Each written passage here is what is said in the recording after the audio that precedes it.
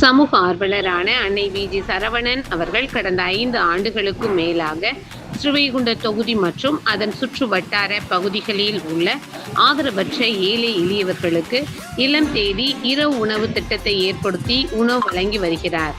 இந்நிலையில் தமிழக வெற்றிக் கழகத்தின் ஐம்பெரும் கொள்கை தலைவர்களுள் ஒருவரான சமூக ஆர்வலர் அஞ்சலையம்மாளை கொள்கை தலைவராக அறிவித்ததன் ஏற்பால் தமிழக வெற்றிக் கழகத்துடன் இணைந்து தமிழக வெற்றிக் கழக தலைவர் தளபதி திரு விஜய் அவர்களின் ஆசியுடன் கழக பொதுச் செயலாளர் அண்ணன் புசியன் ஆனந்த் அவர்களின் வழிகாட்டுதலின்படியும் மதிய உணவு மற்றும் இரவு உணவு திட்டத்தை ஏற்படுத்தி உணவு வழங்கி வருகிறார்.